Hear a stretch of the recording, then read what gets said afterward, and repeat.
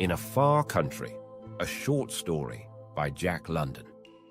When a man journeys into a far country, he must be prepared to forget many of the things he has learned and to acquire such customs as are inherent with existence in the new land. He must abandon the old ideals and the old gods, and oftentimes he must reverse the very codes by which his conduct has hitherto been shaped. To those who have the protean faculty of adaptability, the novelty of such change may even be a source of pleasure. But to those who happen to be hardened to the ruts in which they were created, the pressure of the altered environment is unbearable, and they chafe in body and in spirit under the new restrictions which they do not understand. This chafing is bound to act and react, producing divers evils and leading to various misfortunes. It were better for the man who cannot fit himself to the new groove to return to his own country. If he delay too long, he will surely die. The man who turns his back upon the comforts of an elder civilization to face the savage youth, the primordial simplicity of the North, may estimate success at an inverse ratio to the quantity and quality of his hopelessly fixed habits. He will soon discover, if he be a fit candidate, that the material habits are the less important. The exchange of such things as a dainty menu for rough fare, of the stiff leather shoe for the soft, shapeless moccasin, of the feather bed for a couch in the snow, is after all a very easy matter. But his pinch will come in learning properly to shape his mind's attitude toward all things, and especially toward his fellow man. For the courtesies of ordinary life, he must substitute unselfishness, forbearance, and tolerance. Thus, and thus only, can he gain that pearl of great price, true comradeship. He must not say, "Thank you." He must mean it without opening his mouth, and prove it by responding in kind. In short, he must substitute the deed for the word, the spirit for the letter. When the world rang with the tale of Arctic gold, and the lure of the North gripped the heartstrings of men, Carter Weatherbee threw up his snug clerkship, turned the half of his savings over to his wife, and with the remainder bought an outfit. There was no romance in his nature. The bondage of commerce had crushed all that. He was simply tired of the ceaseless grind, and wished to risk great hazards in view of corresponding returns. Like many another fool, disdaining the old trails used by the Northland pioneers for a score of years, he hurried to Edmonton in the spring of the year, and there, unluckily for his soul's welfare, he allied himself with a party of men. There was nothing unusual about this party, except its plans. Even its goal, like that of all the other parties, was the Klondike. But the route it had mapped out to attain that goal took away the breath of the hardiest native, born and bred to the vicissitudes of the Northwest. Even Jacques Baptiste, born of a Chippewa woman and a renegade voyageur, having raised his first whimpers in a deerskin lodge north of the 65th parallel and had the same hushed by blissful sucks of raw tallow, was surprised. Though he sold his services to them and agreed to travel even to the never-opening ice, he shook his head ominously whenever his advice was asked. Percy Cuthfert's evil star must have been in the ascendant, for he, too, joined this company of Argonauts. He was an ordinary man, with a bank account as deep as his culture, which is saying a good deal. He had no reason to embark on such a venture, no reason in the world save that he suffered from an abnormal development of sentimentality. He mistook this for the true spirit of romance and adventure. Many another man has done the like, and made as fatal a mistake. The first break-up of spring found the party following the ice run of Elk River. It was an imposing fleet, for the outfit was large, and they were accompanied by a disreputable contingent of half-breed voyageurs with their women and children. Day in and day out, they labored with the bateaux and canoes, fought mosquitoes and other kindred pests, or sweated and swore at the portages. Severe toil like this lays a man naked to the very roots of his soul, and ere Lake Athabasca was lost in the south, each member of the party had hoisted his true colours. The two shirks and chronic grumblers were Carter Weatherbee and Percy Cuthfert. The whole party complained less of its aches and pains than did either of them. Not once did they volunteer for the 1,001 petty duties of the camp. a bucket of water to be brought, an extra armful of wood to be chopped, the dishes to be washed and wiped, a search to be made through the outfit for some suddenly indispensable article. And these two effete scions of civilization discovered sprains or blisters requiring instant attention. They were the first to turn in at night with score of tasks yet undone, the last to turn out in the morning when the start should be in readiness before the breakfast was begun. They were the first to fall to at mealtime, the last to have a hand in the cooking, the first to dive for a slim delicacy, the last to discover they had added to their own another man's share. If they toiled at the oars, they slyly cut the water at each stroke and allowed the boat's momentum to float up the blade. They thought nobody noticed, but their comrades swore under their breaths and grew to hate them, while Jacques-Baptiste sneered openly and damned them from morning till night. But Jacques-Baptiste was no gentleman. At the Great Slave, Hudson Bay dogs were purchased, and the fleet sank to the guards with its added burden of dried fish and pemmican. Then canoe and bateau answered to the swift current of the Mackenzie, and they plunged into the great barren ground. Every likely-looking feeder was prospected, but the elusive pay-dirt danced ever to the north. At the Great Bear, overcome by the common dread of the unknown lands, their voyageurs began to desert, and Fort of Good Hope saw the last and bravest bending to the tow lines as they bucked the current down which they had so treacherously glided. Jacques-Baptiste alone remained. Had he not sworn to travel even to the never-opening ice? The lying charts, compiled in Maine from hearsay, were now constantly consulted, and they felt the need of hurry, for the sun had already passed its northern solstice and was leading the winter south again. Skirting the shores of the bay, where the Mackenzie disembogues into the Arctic Ocean, they entered the mouth of the Little Peel River. Then began the arduous upstream toil, and the two incapables fared worse than ever. Towline and pole, paddle and tumpline, rapids and portages, such tortures served to give the one a deep disgust for great hazards, and printed for the other a fiery text on the true romance of adventure. One day they waxed mutinous, and being vilely cursed by Jacques-Baptiste, turned, as worms sometimes will. But the half-breed thrashed the twain and sent them, bruised and bleeding, about their work. It was the first time either had been manhandled. Abandoning their rivercraft at the headwaters of the Little Peel, they consumed the rest of the summer in the great portage over the Mackenzie watershed to the West Rat. This little stream fed the Porcupine, which in turn joined the Yukon, where that mighty highway of the north countermarches on the Arctic Circle. But they had lost in the race with winter, and one day they tied their rafts to the thick eddy ice and hurried their goods ashore. That night the river jammed and broke several times. The following morning it had fallen asleep for good. "We can't be more'n 400 miles from the Yukon," concluded Sloper, multiplying his thumbnails by the scale of the map. The council, in which the two incapables had whined to excellent disadvantage, was drawing to a close. "Hudson Bay Post, long time ago. No use now."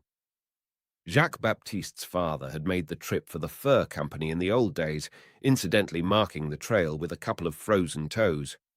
"Suffering cracky," cried another of the party. "No whites." "Nary white," Sloper sententiously affirmed. "But it's only 500 more up the Yukon to Dawson. Call it a rough 1,000 from here." Weatherbee and Cuthfert groaned in chorus. "How long'll that take, Baptiste?" The half-breed figured for a moment. "Work 'em like hell. No man play out. 10, 20, 40, 50 days. And babies come," designating the incapables. "No can tell. Mebbe when hell freeze over. Mebbe not then." The manufacture of snowshoes and moccasins ceased. Somebody called the name of an absent member who came out of an ancient cabin at the edge of the campfire and joined them. The cabin was one of the many mysteries which lurk in the vast recesses of the north. Built when and by whom, no man could tell. Two graves in the open, piled high with stones, perhaps contained the secret of those early wanderers. but whose hand had piled the stones. The moment had come. Jacques-Baptiste paused in the fitting of a harness and pinned the struggling dog in the snow. The cook made mute protest for delay, threw a handful of bacon into a noisy pot of beans, then came to attention. Sloper rose to his feet. His body was a ludicrous contrast to the healthy physiques of the incapables. Yellow and weak, fleeing from a South American fever hole, he had not broken his flight across the zones and was still able to toil with men. His weight was probably 90 pounds, with the heavy hunting knife thrown in, and his grizzled hair told of a prime which had ceased to be. The fresh young muscles of either Weatherbee or Cuthfert were equal to 10 times the endeavour of his, yet he could walk them into the earth in a day's journey. And all this day he had whipped his stronger comrades into venturing 1,000 miles of the stiffest hardship man can conceive. He was the incarnation of the unrest of his race, and the old Teutonic stubbornness, dashed with the quick grasp and action of the Yankee, held the flesh in the bondage of the spirit. All those in favour of going on with the dogs as soon as the ice sets, say aye. Aye, rang out 8 voices, voices destined to string a trail of oaths along many 100 miles of pain. Contrary-minded? No. For the first time, the incapables were united without some compromise of personal interests. And what are you going to do about it? Weatherbee added belligerently. Majority rule, clamoured the rest of the party. I know the expedition is liable to fall through if you don't come, Sloper replied sweetly. But I guess if we try real hard, we can manage to do without you. What do you say, boys? The sentiment was cheered to the echo. But I say, you know, Cuthfert ventured apprehensively, what's a chap like me to do? Ain't you coming with us? No. Oh. Then do as you damn well please. We won't have nothing to say. Kinda calculate you might settle it with that canoodling pardner of yourn, suggested a heavy-going Westerner from the Dakotas, at the same time pointing out Weatherbee. He'll be sure to ask you what you're going to do when it comes to cooking and gathering the wood. Then we'll consider it all arranged, concluded Sloper. We'll pull out tomorrow if we camp within 5 miles, just to get everything in running order and remember if we've forgotten anything. The sleds groaned by on their steel-shod runners, and the dogs strained low in the harnesses in which they were born to die. Jacques-Baptiste paused by the side of Sloper to get a last glimpse of the cabin. The smoke curled up pathetically from the Yukon stovepipe. The 2 incapables were watching them from the doorway. Sloper laid his hand on the other's shoulder. Jacques-Baptiste, did you ever hear of the Kilkenny cats? The half-breed shook his head. Well, my friend and good comrade, the Kilkenny cats fought till neither hide, nor hair, nor yowl was left. You understand? Till nothing was left. Very good. Now these 2 men don't like work. They'll be all alone in that cabin all winter. A mighty, long, dark winter. Kilkenny cats. Well? The Frenchman in Baptiste shrugged his shoulders, but the Indian in him was silent. Nevertheless, it was an eloquent shrug, pregnant with prophecy. Things prospered in the little cabin at first. The rough badinage of their comrades had made Weatherbee and Cuthfert conscious of the mutual responsibility which had devolved upon them. Besides, there was not so much work after all for 2 healthy men. And the removal of the cruel whip-hand, or in other words, the bulldozing half-breed, had brought with it a joyous reaction. At first, each strove to outdo the other, and they performed petty tasks with an unction which would have opened the eyes of their comrades who were now wearing out bodies and souls on the long trail. All care was banished. The forest, which shouldered in upon them from 3 sides, was an inexhaustible woodyard. A few yards from their door slept the porcupine, and a hole through its winter robe formed a bubbling spring of water, crystal clear and painfully cold. But they soon grew to find fault with even that. The hole would persist in freezing up, and thus gave them many a miserable hour of ice chopping. The unknown builders of the cabin had extended the side logs so as to support a cache at the rear. In this was stored the bulk of the party's provisions. Food there was, without stint, for 3 times the men who were fated to live upon it. But the most of it was the kind which built up brawn and sinew, but did not tickle the palate. True, there was sugar in plenty for 2 ordinary men, but these 2 were little else than children. They early discovered the virtues of hot water judiciously saturated with sugar, and they prodigally swam their flapjacks and soaked their crusts in the rich white syrup. Then coffee and tea, and especially the dried fruits, made disastrous inroads upon it. The first words they had were over the sugar question, and it is a really serious thing when 2 men, wholly dependent upon each other for company, begin to quarrel. Weatherbee loved to discourse blatantly on politics, while Cuthfert, who had been prone to clip his coupons and let the Commonwealth jog on as best it might, either ignored the subject or delivered himself of startling epigrams. But the clerk was too obtuse to appreciate the clever shaping of thought, and this waste of ammunition irritated Cuthfert. He had been used to blinding people by his brilliancy, and it worked him quite a hardship, this loss of an audience. He felt personally aggrieved and unconsciously held his muttonhead companion responsible for it. Save existence, they had nothing in common, came in touch on no single point. Weatherbee was a clerk who had known naught but clerking all his life. Cuthfert was a master of arts, a dabbler in oils, and had written not a little. The one was a lower-class man who considered himself a gentleman, and the other was a gentleman who knew himself to be such. From this, it may be remarked that a man can be a gentleman without possessing the first instinct of true comradeship. The clerk was as sensuous as the other was aesthetic, and his love adventures, told at great length and chiefly coined from his imagination, affected the supersensitive master of arts in the same way as so many whiffs of sewer gas.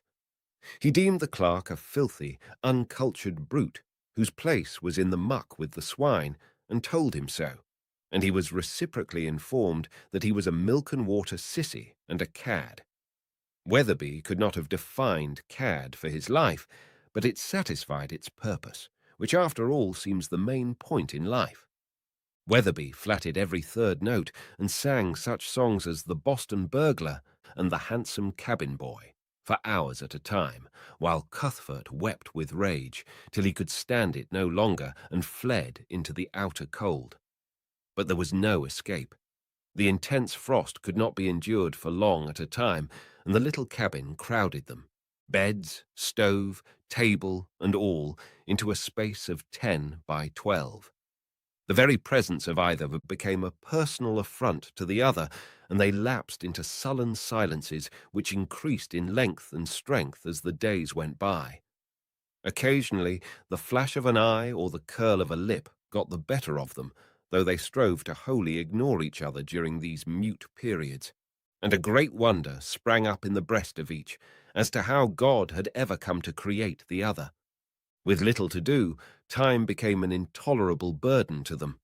This naturally made them still lazier.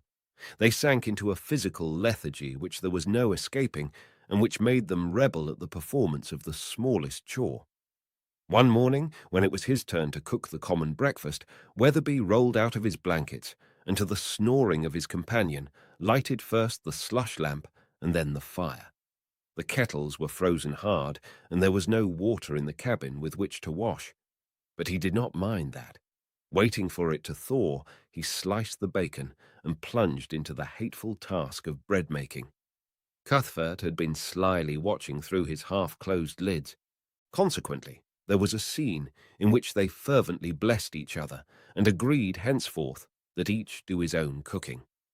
A week later, Cuthfert neglected his morning ablutions, but nonetheless complacently ate the meal which he had cooked. Weatherbee grinned.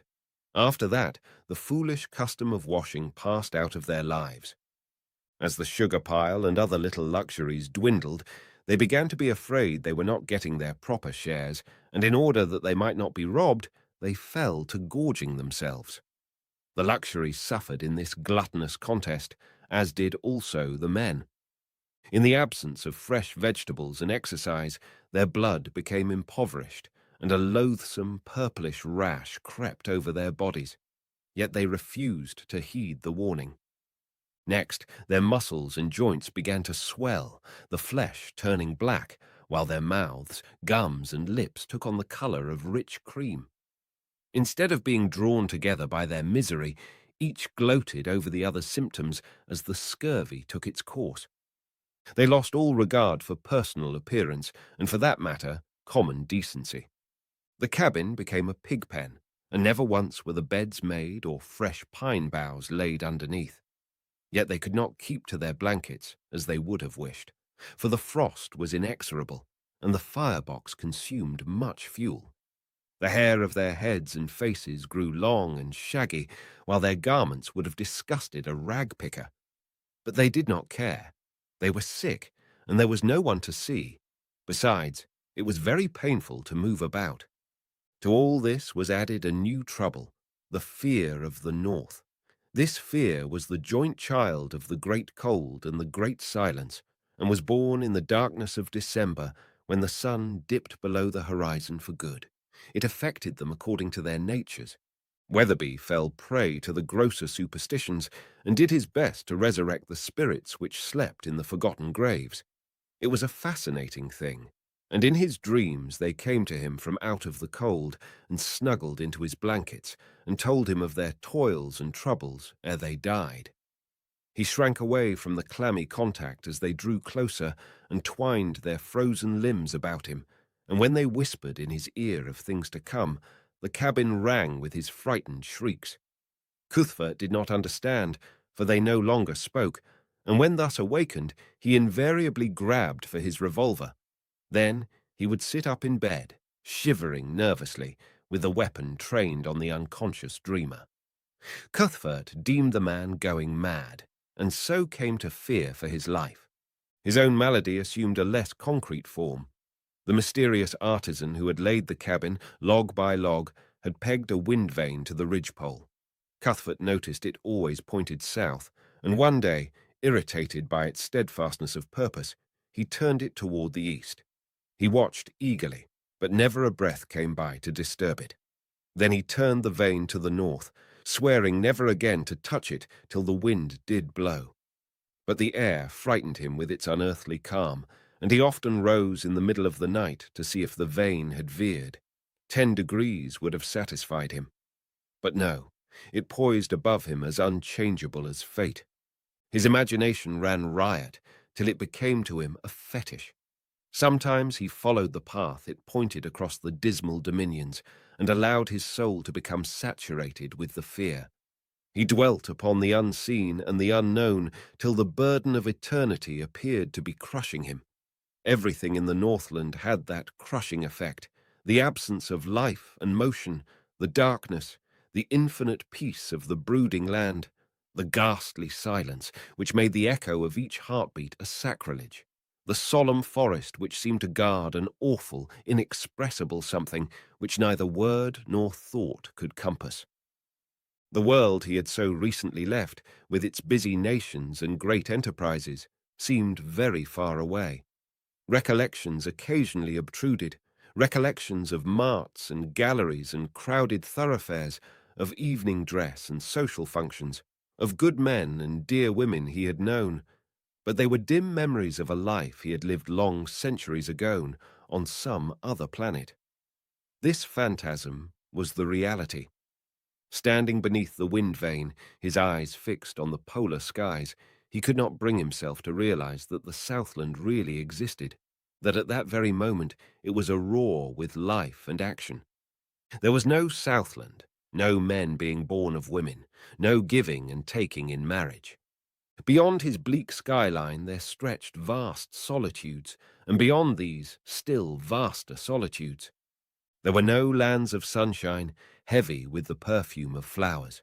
Such things were only old dreams of paradise, the sunlands of the west and the spicelands of the east, the smiling Arcadias and blissful islands of the blessed.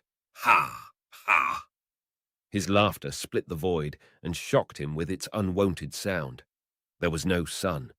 This was the universe, dead and cold and dark, and he its only citizen. Weatherbee. At such moments Weatherbee did not count. He was a Caliban, a monstrous phantom fettered to him for untold ages, the penalty of some forgotten crime. He lived with death among the dead, emasculated by the sense of his own insignificance, crushed by the passive mastery of the slumbering ages. The magnitude of all things appalled him. Everything partook of the superlative save himself. The perfect cessation of wind and motion, the immensity of the snow-covered wildness, the height of the sky and the depth of the silence. That wind vane, if it would only move, if a thunderbolt would fall, or the forest flare up in flame, the rolling up of the heavens as a scroll, the crash of doom, anything, anything. But no, nothing moved. The silence crowded in, and the fear of the north laid icy fingers on his heart. Once, like another Crusoe, by the edge of the river he came upon a track, the faint tracery of a snowshoe rabbit on the delicate snow crust. It was a revelation. There was life in the Northland.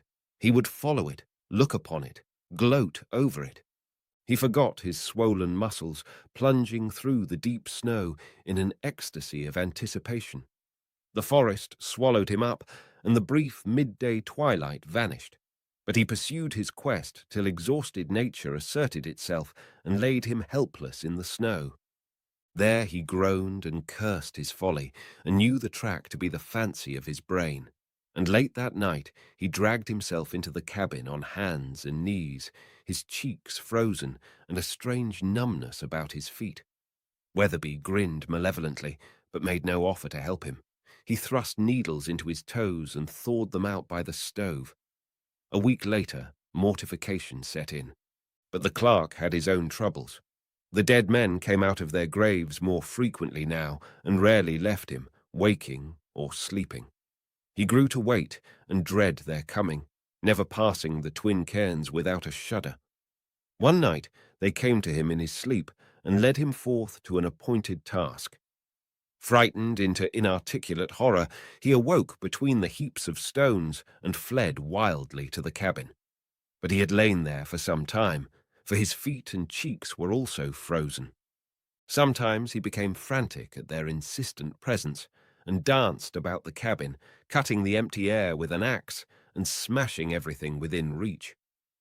During these ghostly encounters, Cuthfert huddled into his blankets and followed the madman about with a cocked revolver, ready to shoot him if he came too near.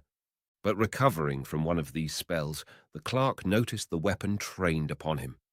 His suspicions were aroused, and thenceforth he too lived in fear of his life. They watched each other closely after that, and faced about in startled fright whenever either passed behind the other's back. The apprehensiveness became a mania which controlled them even in their sleep. Through mutual fear, they tacitly let the slush lamp burn all night and saw to a plentiful supply of bacon grease before retiring.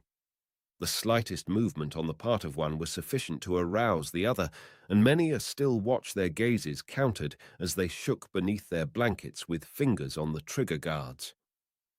What with the fear of the north, the mental strain, and the ravages of the disease, they lost all semblance of humanity, taking on the appearance of wild beasts, hunted and desperate. Their cheeks and noses, as an aftermath of the freezing, had turned black. Their frozen toes had begun to drop away at the first and second joints. Every movement brought pain, but the firebox was insatiable, wringing a ransom of torture from their miserable bodies. Day in, day out, it demanded its food, a veritable pound of flesh, and they dragged themselves into the forest to chop wood on their knees. Once, crawling thus in search of dry sticks, unknown to each other, they entered a thicket from opposite sides. Suddenly, without warning, two peering death's heads confronted each other. Suffering had so transformed them that recognition was impossible. They sprang to their feet, shrieking with terror, and dashed away on their mangled stumps, and falling at the cabin's door, they clawed and scratched like demons till they discovered their mistake. Occasionally they lapsed normal, and during one of these sane intervals, the chief bone of contention, the sugar, had been divided equally between them. They guarded their separate sacks, stored up in the cache, with jealous eyes, for there were but a few cupfuls left, and they were totally devoid of faith in each other. But one day, Cuthfert made a mistake. Hardly able to move, sick with pain, with his head swimming and eyes blinded, he crept into the cache, sugar canister in hand, and mistook Weatherbee's sack for his own. January had been born but a few days when this occurred. The sun had some time since passed its lowest southern declination, and at meridian now threw flaunting streaks of yellow light upon the northern sky. On the day following his mistake with the sugar bag, Cuthfert found himself feeling better, both in body and in spirit. As noontime drew near and the day brightened, he dragged himself outside to feast on the evanescent glow, which was to him an earnest of the sun's future intentions. Weatherbee was also feeling somewhat better and crawled out beside him. They propped themselves in the snow beneath the moveless wind vane and waited. The stillness of death was about them. In other climes, when nature falls into such moods, there is a subdued air of expectancy, awaiting for some small voice to take up the broken strain. Not so in the north. The two men had lived seeming eons in this ghostly peace. They could remember no song of the past. They could conjure no song of the future. This unearthly calm had always been the tranquil silence of eternity. Their eyes were fixed upon the north. Unseen behind their backs, behind the towering mountains to the south, the sun swept toward the zenith of another sky than theirs. Sole spectators of the mighty canvas, they watched the false dawn slowly grow. A faint flame began to glow and smoulder. It deepened in intensity, ringing the changes of reddish yellow, purple, and saffron. So bright did it become that Cuthfert thought the sun must surely be behind it, a miracle, the sun rising in the north. Suddenly, without warning and without fading, the canvas was swept clean. There was no colour in the sky. The light had gone out of the day. They caught their breaths in half-sobs. But lo! The air was aglint with particles of scintillating frost, and there, to the north, the wind vane lay in vague outline of the snow. A shadow, a shadow. It was exactly midday. They jerked their heads hurriedly to the south. A golden rim peeped over the mountain's snowy shoulder, smiled upon them an instant, then dipped from sight again. There were tears in their eyes as they sought each other. A strange softening came over them. They felt irresistibly drawn toward each other. The sun was coming back again. It would be with them tomorrow, and the next day, and the next. And it would stay longer every visit, and a time would come when it would ride their heaven day and night, never once dropping below the skyline. There would be no night. The ice-locked winter would be broken, the winds would blow, and the forests answer. The land would bathe in the blessed sunshine, and life renew. Hand in hand, they would quit this horrid dream and journey back to the Southland. They lurched blindly forward, and their hands met, their poor, maimed hands, swollen and distorted beneath their mittens. But the promise was destined to remain unfulfilled. The Northland is the Northland, and men work out their souls by strange rules which other men, who have not journeyed into far countries, cannot come to understand. An hour later, Cuthfert put a pan of bread into the oven and fell to speculating on what the surgeons could do with his feet when he got back. Home did not seem so very far away now. Weatherbee was rummaging in the cache. Of a sudden, he raised a whirlwind of blasphemy, which in turn ceased with startling abruptness. The other man had robbed his sugar sack. Still, things might have happened differently, had not the two dead men come out from under the stones and hushed the hot words in his throat. They led him quite gently from the cache, which he forgot to close. That consummation was reached, that something they had whispered to him in his dreams was about to happen. They guided him gently, very gently, to the woodpile, where they put the axe in his hands. Then they helped him shove open the cabin door, and he felt sure they shut it after him. At least he heard it slam and the latch fall sharply into place. And he knew they were waiting just without, waiting for him to do his task. "Carter! I say, Carter!" Percy Cuthfert was frightened at the look on the clerk's face, and he made haste to put the table between them. Carter Weatherbee followed, without haste and without enthusiasm. There was neither pity nor passion in his face, but rather the patient, stolid look of one who has certain work to do and goes about it methodically. "I say, what's the matter?" The clerk dodged back, cutting off his retreat to the door, but never opening his mouth. "I say, Carter, I say, let's talk. There's a good chap." The Master of Arts was thinking rapidly now, shaping a skillful flank movement on the bed where his Smith and Wesson lay. Keeping his eyes on the madman, he rolled backward on the bunk, at the same time clutching the pistol. "Carter!" The powder flashed full in Weatherbee's face, but he swung his weapon and leaped forward. The axe bit deeply at the base of the spine, and Percy Cuthfert felt all consciousness of his lower limbs leave him. Then the clerk fell heavily upon him, clutching him by the throat with feeble fingers. The sharp bite of the axe had caused Cuthfert to drop the pistol, and as his lungs panted for release, he fumbled aimlessly for it among the blankets. Then he remembered. He slid a hand up the clerk's belt to the sheath knife, and they drew very close to each other in that last clinch. Percy Cuthfert felt his strength leave him. The lower portion of his body was useless. The inert weight of Weatherbee crushed him, and pinned him there like a bear under a trap. The cabin became filled with a familiar odor, and he knew the bread to be burning. Yet what did it matter? He would never need it. And there were all of 6 cupfuls of sugar in the cache. If he had foreseen this, he would not have been so saving the last several days. Would the wind vane ever move? Why not? Had he not seen the sun today? He would go and see. No, it was impossible to move. He had not thought the clerk so heavy a man. How quickly the cabin cooled. The fire must be out. The cold was forcing in.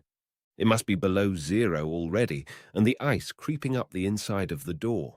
He could not see it, but his past experience enabled him to gauge its progress by the cabin's temperature. The lower hinge must be white air now. Would the tale of this ever reach the world? How would his friends take it? They would read it over their coffee, most likely, and talk it over at the clubs. He could see them very clearly. "Poor old Cuthfert," they murmured. Not such a bad sort of a chap, after all.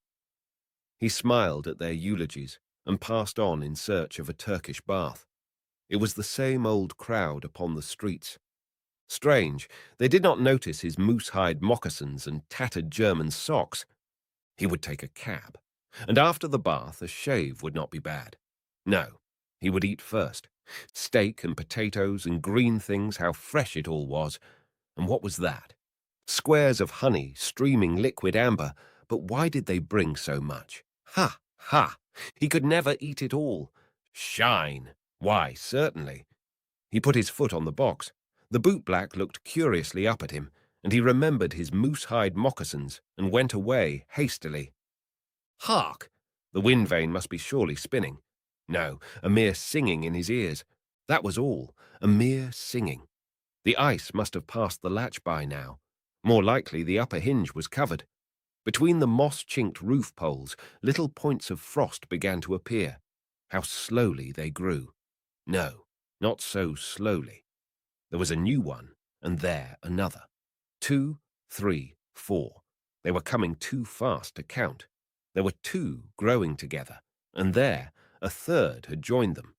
Why, there were no more spots. They had run together and formed a sheet. Well, he would have company. If Gabriel ever broke the silence of the north, they would stand together, hand in hand, before the great white throne. And God would judge them. God would judge them.